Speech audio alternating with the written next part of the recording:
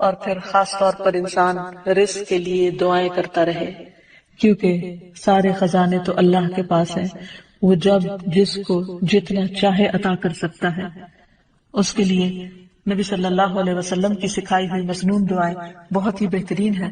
نبی صلی اللہ علیہ وسلم ہر روز صبح فجر کی نماز کے بعد یہ دعا پڑھتے تھے، اللہم انی اسألک علما نافعا ورزقا طیبا وعملا متقبلا۔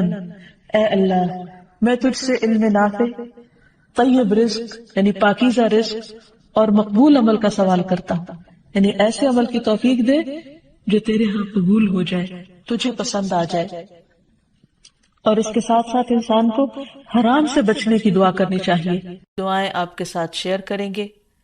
اللہ سبحانہ و تعالیٰ فرماتے ہیں وَقَالَ رَبُّكُمُ ادْعُونِي أَسْتَجِبْ لَكُمْ، تمہارا رب کہتا ہے کہ تم مجھ سے دعا مانگو، میں تمہاری دعا قبول کروں گا۔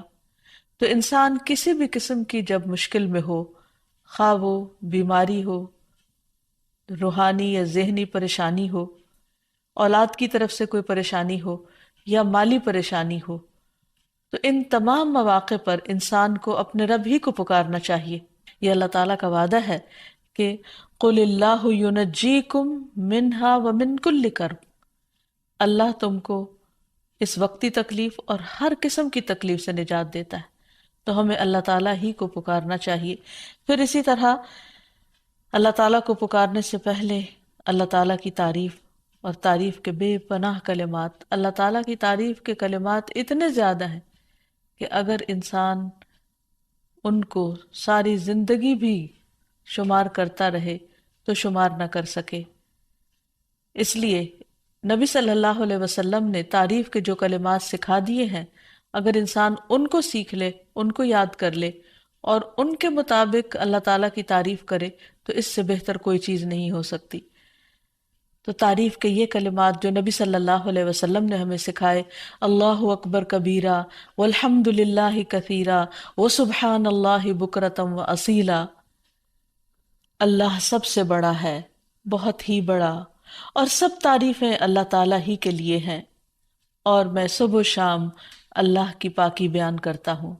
اور حق بھی یہی ہے کہ انسان صبح و شام اللہ سبحانہ وتعالیٰ کی تعریف بیان کرے، اس کو ہر عیب اور نقص سے پاک قرار دے، کیونکہ وہ ہے ہی اس لائق اور یہ اس کا حق ہے۔ جہاں تک قرض دینے لینے کی بات ہے تو اس سلسلے میں ہمارا دین کیا کہتا ہے، چند باتیں اس سے متعلق عرض کریں گے۔ سب سے پہلے تو یہ کہ جب کوئی شخص ضرورت مند ہو، محتاج ہو اور قرض مانگے تو اسے قرض دینا چاہیے، کیونکہ کسی کی ضرورت پوری کرنا اللہ تعالیٰ کو بہت پسند ہے۔ پھر اسی طرح قرض لینے اور ادا کرنے کے بھی کچھ آداب ہیں۔ سب سے پہلی بات تو یہ کہ حتی الامکان کوشش کی جائے کہ انسان قرض لینے سے بچے، کیونکہ قرض لینے سے عموماً محبت کے رشتے اور تعلقات ختم ہو جاتے ہیں۔ ویسے بھی جب دوسرے انسان کو یہ پتہ چلتا ہے کہ قرض لینے والا یا مانگنے والا محتاج ہے تو اس کے ضرورت مند ہونے کی وجہ سے یا اس کی مالی حیثیت کی کمی کی وجہ سے دوسرے کے دل میں اس کے مقام میں کمی آ جاتی ہے۔ تو اس لیے اس چیز سے حتی الامکان انسان بچے، اور پھر ہر معاملے میں انسان اللہ تعالیٰ ہی سے مانگے اور کوشش کرے کہ وہ لوگوں سے قرض نہ لے۔ لیکن پھر بھی انسان ہے، انسان کے لیے مالی معاملات، مالی مشکلات اس کے لیے ایک آزمائش ہوتی ہیں، ایک امتحان ہوتی ہیں، اسے دوسروں سے مانگنے کی ضرورت پیش آ جاتی ہے۔ تو ایسی صورت میں انسان صرف جائز ضرورتوں کے لیے مانگے، عیاشی کے لیے یا صرف خواہشات کی تکمیل کے لیے قرض نہ لے کسی سے۔ یہاں تک اس چیز سے روکا گیا ہے کہ اگر کوئی شخص حج پہ جانے کی بھی، یعنی اتنے بڑے نیک کام کی بھی خواہش رکھتا ہے اور اس کے لیے وہ قرضہ لینا چاہتا ہے تو اس سے منع کیا گیا۔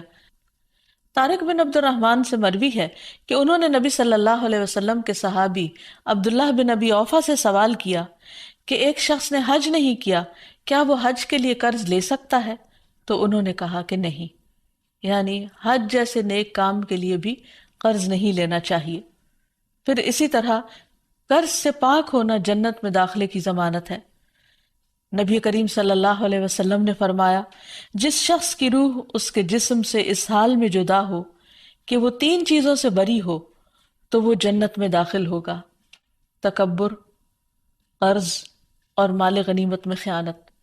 یعنی جو شخص ان 3 چیزوں سے بچ گیا وہ نجات پا گیا۔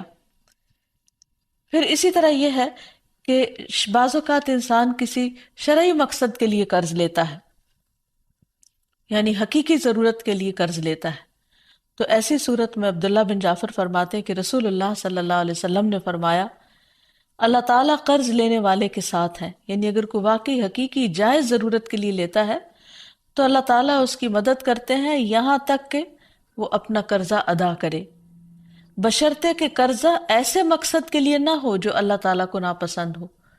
یعنی اس سے یہ بھی پتہ چلتا ہے کہ کسی ناجائز مقصد کے لیے، کسی حرام کام کے لیے اور محض خواہشات کی تکمیل کے لیے قرض نہ لیا جائے، اور اگر انسان جائز ضرورت کے لیے لیتا ہے اور پھر واپس کرے گا اور کرنے کی نیت رکھتا ہے تو اللہ سبحانہ و تعالیٰ اس کی مدد فرمائے گا۔ پھر اسی طرح یہ بھی یاد رکھنا چاہیے کہ انسان قرض لینے کے بعد اس کو ادا کرنے کی فکر کرے، کیونکہ جب انسان کسی کو قرض دینے کی یعنی قرض لوٹانے کی صلاحیت رکھتا ہو اور پھر قرض واپس نہ کرے تو ایسا کرنا بہت بڑا ظلم ہے۔ رسول اللہ صلی اللہ علیہ وسلم نے فرمایا قرض ادا کرنے میں مالدار کی طرف سے ٹال مٹول کرنا ظلم ہے، اور اگر تم میں سے کسی کا قرض کسی مالدار کے حوالے کیا جائے تو اسے قبول کرے، یعنی قرض خواہ کو کہا جائے کہ کسی دوسرے نے میرا قرض دینا ہے اس سے لے لو تو وہ مان جائے۔ پھر اسی طرح یہ ہے کہ آپ صلی اللہ علیہ وسلم نے اس بات کی بھی تلقین فرمائی کہ انسان جب قرض واپس کرے تو اچھے طریقے سے، بھلے طریقے سے، خوش دلی کے ساتھ دوسرے کو ستائے نہیں۔ پھر اسی طرح یہ ہے کہ ہمیں یہ بھی تلقین کی گئی ہے کہ جس کا قرض ادا کرنا ہو یعنی جس کا قرض لوٹانا ہو اس کو ہدیہ قبول نہیں کرنا چاہیے۔ ابو بردہ کہتے ہیں کہ میں مدینہ حاضر ہوا تو میں نے عبداللہ بن سلام رضی اللہ عنہ سے ملاقات کی۔ انہوں نے کہا آؤ تمہیں میں ستو اور کھجور کھلاؤں گا، اور تم ایک بازمت مکان میں داخل ہو گئے، کہ رسول اللہ صلی اللہ علیہ وسلم بھی چونکہ وہاں تشریف لے گئے تھے اس لیے انہوں نے اس کو بازمت کہا۔ پھر آپ نے فرمایا تمہارا قیام ایک ایسے ملک میں ہے جہاں سودی معاملات بہت عام ہیں، اگر تمہارا کسی شخص پر کوئی حق ہو اور پھر وہ تمہیں ایک تنکے یا جو کے دانے برابر بھی یا ایک گھاس کے برابر بھی ہدیہ دے تو اسے قبول نہ کرنا، کیونکہ وہ بھی سود ہے۔ پھر اسی طرح ہمارے دین نے ہمیں یہ بھی سکھایا ہے کہ اگر کوئی شخص اپنا قرض نہ لوٹا سکتا ہو تو کوئی دوسرا شخص اس کی طرف سے ادا کر دے، یعنی انسان کسی اور کے قرض ادا کرنے کی ذمہ داری لے لے، کیونکہ رسول اللہ صلی اللہ علیہ وسلم نے فرمایا میں ہر مومن کے لیے اس کی اپنی ذات سے بھی زیادہ اس کے قریب ہوں۔ جو شخص قرض یا چھوٹی اولاد چھوڑ کر جائے تو ان کی پرورش میرے ذمہ ہے، اور جو شخص مال چھوڑ کر جائے وہ اس کے وارثوں کا ہے۔ تو اس سے یہ پتہ چلتا ہے کہ نبی صلی اللہ علیہ وسلم دوسروں کے قرض ادا کر دیا کرتے تھے۔ پھر اسی طرح زکوٰۃ سے بھی قرض کی ادائیگی کی جا سکتی ہے۔ قرآن مجید میں آتا ہے انما الصدقات للفقراء والمساکین والعاملین علیہا والمؤلفۃ قلوبهم وفی الرقاب والغارمین وفی سبیل اللہ وابن السبیل فریضۃ من اللہ واللہ علیم حکیم۔ بے شک صدقات تو دراصل فقیروں، مسکینوں اور ان کارندوں کے لیے ہیں جو ان کی وصولی پر مقرر ہیں، نیز تالیف قلب، غلام آزاد کرانے، قرضداروں کے قرض اتارنے، اللہ کی راہ میں اور مسافروں پر خرچ کرنے کے لیے ہیں۔ یہ اللہ کی طرف سے فریضہ ہے اور اللہ سب کچھ جاننے والا اور حکمت والا ہے۔ تو اس سے یہ پتہ چلتا ہے کہ اگر کوئی شخص مجبور ہو، تکلیف میں ہو، قرض کے بوجھ تلے دبا ہوا ہو تو اس کا بوجھ اتارنے کے لیے اگر ویسے کوئی ذریعہ نہ بن پائے اور کوئی مدد کرنے کو تیار نہ ہو تو پھر اس کی مدد زکوٰۃ کے مال سے بھی کی جا سکتی ہے۔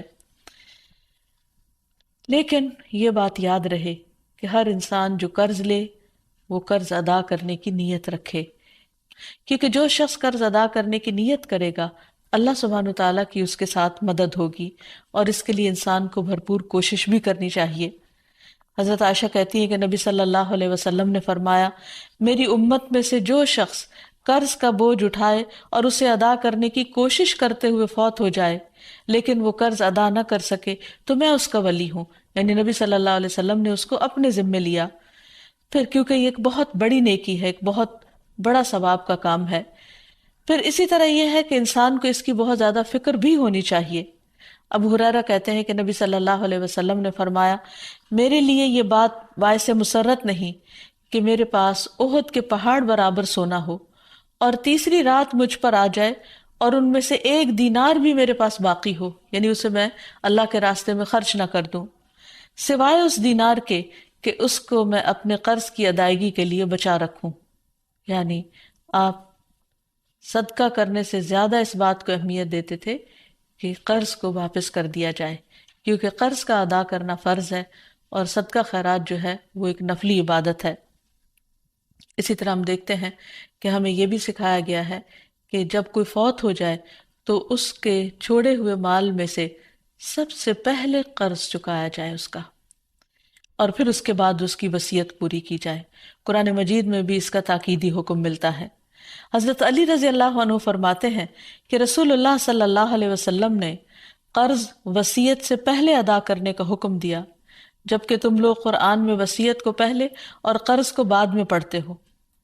تو ابو عیسیٰ کہتے ہیں کہ عام علماء کا اس پر عمل ہے کہ وصیت سے پہلے قرض دیا جائے، کیونکہ قرض ادا کرنا فرض کے درجے میں ہے۔ اور پھر قرآن مجید میں پہلے کیوں آیا ہے کہ وصیت کو پورا کیا جائے؟ کیونکہ قرض والا تو قرض خواہ خود مطالبہ کر لے گا، لیکن وصیت جس کے حق میں کی گئی ہو سکتا ہے اسے معلوم بھی نہ ہو، تو اس کی اہمیت بتانے کے لیے کہ وصیت کو بھی پورا کرنا ضروری ہے۔ لیکن اگر میت جو ہے اس کے ذمہ قرض ہے اور اس کے ساتھ ساتھ وہ وصیت بھی کر چکا ہے تو پہلے قرض ادا ہوگا، اگر مال بچے گا تو وصیت پوری کی جائے گی۔ پھر اسی طرح یہ ہے کہ اگر کوئی شخص قرض ادا نہیں کرتا تو اس کی روح اس کی وجہ سے قید میں ہوتی ہے۔ سمرہ کہتے ہیں کہ رسول اللہ صلی اللہ علیہ وسلم نے ہمیں خطبے میں فرمایا، کیا یہاں بنی فلاں کا کوئی شخص ہے؟ تو کسی نے کوئی جواب نہیں دیا۔ پھر پوچھا، کیا یہاں بنی فلاں کا کوئی شخص ہے؟ پھر کسی نے کوئی جواب نہیں دیا۔ پھر آپ نے پوچھا، کیا یہاں بنی فلاں کا کوئی شخص ہے؟ تو ایک شخص نے کھڑے ہو کر کہا کہ میں ہوں، اے اللہ کے رسول صلی اللہ علیہ وسلم۔ آپ نے فرمایا، پہلے 2 بار پوچھنے پر تم کو جواب دینے میں کس چیز نے روکا تھا؟ میں تمہیں تمہاری بھلائی کی خاطر پکار رہا تھا، تمہارا ساتھی اپنے قرض کے سبب قید میں ہے۔ سمرہ کہتے ہیں میں نے اسے دیکھا کہ اس شخص نے اس کا قرض ادا کر دیا، یہاں تک کہ کوئی اس سے اپنا قرض مانگنے والا نہ بچا۔ یعنی آپ صلی اللہ علیہ وسلم نے اس بات کا اہتمام کیا کہ میت کی روح کو آزاد کرانے کے لیے اس کے قرضے چکا دیے جائیں۔ یاد رہے کہ شہید سے بھی قرض معاف نہیں۔ عبداللہ ابن عمرو ابن العاص کہتے ہیں کہ رسول اللہ صلی اللہ علیہ وسلم نے فرمایا، شہید سے سوائے قرض کے سب گناہ معاف کر دیے جاتے ہیں۔ نبی صلی اللہ علیہ وسلم نے ایسے شخص کا جنازہ پڑھانے سے انکار کر دیا جس کے ذمہ قرض تھا۔ ابو ہریرہ کہتے ہیں کہ نبی صلی اللہ علیہ وسلم کے پاس جب کوئی جنازہ لایا جاتا تو آپ پہلے یہ سوال پوچھتے کہ کیا اس شخص پر کوئی قرض ہے؟ اگر لوگ کہتے کہ ہاں تو آپ پوچھتے کہ اسے ادا کرنے کے لیے کیا اس نے کوئی مال چھوڑا ہے؟ اگر لوگ کہتے کہ ہاں تو آپ اس کی نماز جنازہ پڑھا دیتے، اور اگر جواب میں نہ بولتے تو نبی صلی اللہ علیہ وسلم فرماتے کہ اپنے ساتھی کی نماز جنازہ خود پڑھ لو۔ یہ اس وجہ سے کہ لوگوں کو اس بات کا احساس ہو کہ قرض موت کے بعد بھی انسان کے لیے باعث وبال ہے اگر ادا نہ کیا جائے۔ پھر اسی طرح جو قرض ادا نہ کرنے کی نیت سے قرض لے، ایسے شخص کی بہت مذمت کی گئی ہے۔ نبی صلی اللہ علیہ وسلم نے فرمایا، جو کوئی لوگوں کا مال قرض کے طور پر ادا کرنے کی نیت سے لیتا ہے تو اللہ تعالیٰ بھی اس کی طرف سے ادا کرے گا، یعنی اللہ تعالیٰ مدد فرمائے گا اس کی۔ اور جو کوئی نہ دینے کی نیت سے لے کہ دینا نہیں، بس دوسرے کا مال ہتھیا لو قرض کے بہانے، تو اللہ تعالیٰ اس کو تباہ کر دے گا۔ رسول اللہ صلی اللہ علیہ وسلم نے فرمایا، جو مرد بھی قرض لے اور اس کی نیت یہ ہو کہ قرضہ ادا نہ کرے گا تو وہ اللہ سے چور بن کر ملے گا۔ یعنی یہ معمولی بات نہیں ہے، بہت بڑا گناہ ہے اگر کوئی ایسی نیت رکھے۔ پھر اسی طرح ایک اور روایت میں آتا ہے کہ محمد بن عبداللہ بن جحش سے روایت ہے، وہ فرماتے ہیں کہ اللہ کے رسول صلی اللہ علیہ وسلم اس جگہ بیٹھے ہوئے تھے جہاں جنازے رکھے جاتے تھے، تو آپ نے اپنا سر آسمان کی طرف اٹھایا، پھر اپنی نگاہ کو نیچے کیا، پھر اپنا ہاتھ اپنی پیشانی پر رکھ کر فرمایا سبحان اللہ سبحان اللہ، کیا سختی اتری ہے۔ فرماتے ہیں کہ ہم نے پہچان لیا اور ہم خاموش ہو گئے۔ جب دوسرا دن ہوا تو میں نے رسول اللہ صلی اللہ علیہ وسلم سے پوچھا کہ کیا سختی ہے جو نازل ہوئی ہے؟ آپ نے فرمایا قرض کے بارے میں، اس ذات کی قسم جس کے قبضے میں میری جان ہے، اگر کوئی شخص اللہ کے راستے میں قتل کر دیا گیا ہو، پھر وہ زندہ ہو جائے، پھر مار ڈالا جائے، پھر زندہ ہو، پھر مار ڈالا جائے، اور اس پر قرض ہو، تو وہ جنت میں داخل نہ ہو سکے گا۔ یعنی یہ بہت بڑی بات ہے، اس لیے انسان کو عام حالات میں چھوٹی موٹی ضرورتوں پر قرض نہیں لینا چاہیے، لیکن اگر کوئی شدید ضرورت ہو تو ادا کرنے کی نیت سے لینا چاہیے اور پھر ادا کرنے کی کوشش بھی کرنی چاہیے۔ پھر اسی طرح یہ ہے کہ اگر کوئی شخص مقروض مرے گا تو قیامت کے دن جس سے قرضہ لیا ہوگا اس کو مقروض کی نیکیاں دے دی جائیں گی، اور اگر اس کے پاس نیکیاں نہیں ہوں گی تو قرض دینے والے کی برائیاں مقروض کے ذمہ ڈال دی جائیں گی اور وہ ان کی سزا بھگتے گا، کیونکہ وہاں درہم و دینار نہیں ہوں گے، صرف نیکیاں ہی ہوں گی۔ دوسری طرف ہمارے دین رحمت ہے، تو اس میں مقروض کو معاف کر دینے پر بھی بہت سی احادیث ہمیں ملتی ہیں اور اسے ایک بہت بڑی نیکی قرار دیا گیا ہے۔ رسول اللہ صلی اللہ علیہ وسلم نے فرمایا کہ جو شخص قرضے پر مہلت دے اس کے لیے روزانہ صدقہ کرنے کا اجر ہے۔ بریدہ رضی اللہ عنہ سے مروی ہے کہ میں نے نبی صلی اللہ علیہ وسلم کو یہ فرماتے ہوئے سنا کہ جو شخص کسی تنگ دست مقروض کو مہلت دے دے اسے ہر دن کے عوض اتنا ہی صدقہ کرنے کا ثواب ملے گا۔ پھر ایک اور مرتبہ سنا تو نبی صلی اللہ علیہ وسلم نے فرمایا جو شخص کسی تنگ دست مقروض کو مہلت دے دے اسے ہر دن کے عوض دگنا صدقہ کرنے کا ثواب ملے گا۔ میں نے عرض کیا یا رسول اللہ صلی اللہ علیہ وسلم، پہلے میں نے آپ کو ایک گنا پھر دگنا ثواب کا ذکر کرتے ہوئے سنا تو نبی صلی اللہ علیہ وسلم نے فرمایا قرض کی ادائیگی کی مہلت کا وقت آنے سے قبل اسے روزانہ ایک گنا صدقہ کرنے کا ثواب ملے گا، اور قرض کی ادائیگی کی میعاد گزرنے کے بعد مزید مہلت دینے پر دگنا ثواب ملے گا۔ تو اس سے یہ پتہ چلتا ہے کہ جتنی جو مقروض کو ڈھیل دیتا ہے اس کے لیے اجر اتنا ہی زیادہ بڑھتا چلا جاتا ہے۔ پھر قرض کا اجر جنت کے دروازے پر بھی لکھا ہوا ہے۔ رسول اللہ صلی اللہ علیہ وسلم نے فرمایا ایک آدمی جنت میں داخل ہوا، وہ کیا دیکھتا ہے کہ اس کے ایک دروازے پر لکھا ہوا ہے کہ صدقہ کا ثواب 10 گنا اور قرضے کا ثواب 18 گنا ہے۔ یعنی اگر کوئی شخص کسی کو کچھ 1 روپیہ دیتا ہے تو اس کے بدلے میں اس کو 10 نیکیاں ملتی ہیں، لیکن اگر کوئی شخص قرض کے طور پر کسی کو دیتا ہے تو اس کے بدلے میں 18 نیکیاں اس کو ملتی ہیں۔ پھر اسی طرح نبی صلی اللہ علیہ وسلم نے فرمایا ایک شخص لوگوں کو قرض دیا کرتا تھا اور اپنے نوکروں سے اس نے یہ کہہ کر رکھا تھا کہ جب تم کسی کو مفلس پاؤ تو تم اسے معاف کر دیا کرو، ممکن ہے کہ اللہ تعالی ہمیں بھی معاف فرما دے۔ رسول اللہ صلی اللہ علیہ وسلم نے فرمایا کہ موت کے بعد جب وہ اللہ سے ملا تو اللہ تعالیٰ نے اس کو بخش دیا۔ تو گویا جو دنیا میں دوسروں کے قرض معاف کر دیتا ہے قیامت کے دن اللہ تعالیٰ اس کو معاف کر دے گا۔ پھر اسی طرح قرض معاف کرنے والے قیامت کے دن عرش الہی کے سائے تلے ہوں گے۔ رسول اللہ